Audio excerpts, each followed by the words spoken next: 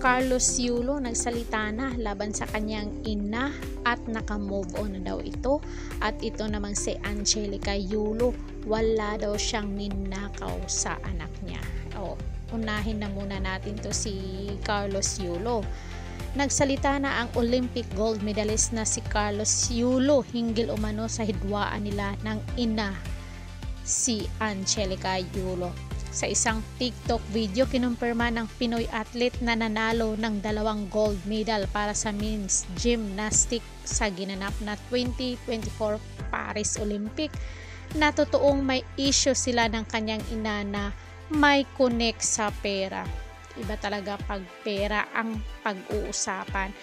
Pero kahit anong mangyari, ina pa rin ito ni Yulo at walang naghahangad ng masama laban sa anak. Habang lumalaban si Carlos sa men's vault final kung saan nakuha niya ang unang gold medal para sa Pilipinas, ay biglang naglabasan ang issue sa kanila ng kanyang inang si Angelica. Kabilang na riyan ang problema raw sa pera ng mag-ina at ang paninisi ni Angelica sa girlfriend ng atleta na si Chloe San Jose na siyang punot dulo ng issue sa kanilang pamilya. Ay nako, sana maging okay na din sila at sana magpapatawaran at kailangan po talagang magpakumbaba ang anak, kasi kung ano yung narating ng anak, hindi man yan masasabi nating tagumpay ng ina, pero masaya kahit sa loob-loob nitong si Angelica, kahit mahidwaan yan, hindi lang niya masabi na masaya siya sa kanyang anak. Siyempre nandoon pa rin yung pain dahil nga itong si Angelica ay sinabihan na magnanakaw ng pera ni Yulo. Ikaw ba naman sabihan ng anak na ninakaw mo yung pera? Siyempre masasaktan ang nanay. Nauna nang dininay ni Angelica na nilustay niya ang pera ni Carlos na naipon nito mula sa kanyang pakikipaglaban bilang atleta. Ayon kay Carlos, nakasama pa ang jowa niyang si Chloe sa ginawang TikTok video. May mga incentive siya mula sa 2022 World Artistic Gymnastics Championship ang napunta sa kanyang ina. May mga gusto lang po akong i-clarify doon sa mga interview at mga sagot ng nanay ko po sa mga interview niya po. Unang-una po, 2022 po yon at hindi lang po 70,000 yung na-receive ko po doon. Alam ko 6 digit po yon dahil 2 po yung nakuha kong medalya simulang pahayag ni Carlos. After nun, mga bandang December, umuwi ako sa Pilipinas. Nagkikita kami ng mama ko at hindi niya sa akin sinasabi na na-receive niya na pala yung incentives ko from World Championship. Hindi ko po malalaman na na-receive niya yung incentives ko kung hindi ko pa hinanap, pahayag ni Carlos. Revelasyon pa ng binata, hindi raw niya na-receive ang naturang incentives. Never ko na po na-receive yung incentives ko po na yun at never ko na rin naman po hiningi yun sa kanila. Binigay ko na, wala na po yun sa akin. Ang sa akin lang naman gusto ko malaman kung saan napunta yung incentives ko po na yun.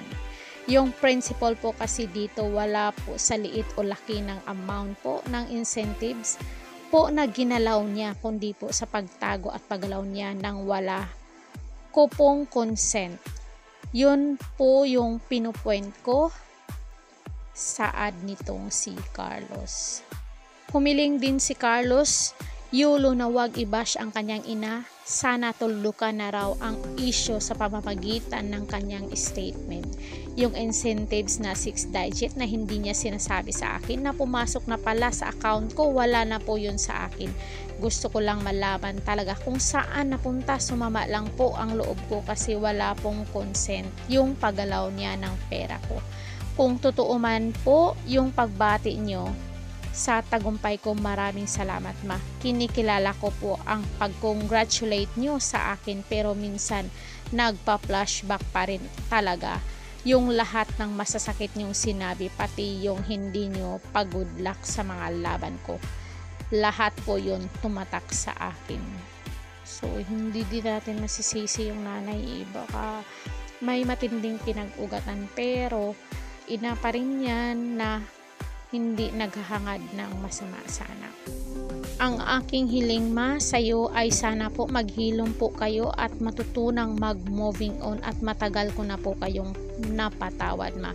Pinagdarasal ko po ang inyong kaligtasan at maayos na kalagayan sa araw-araw.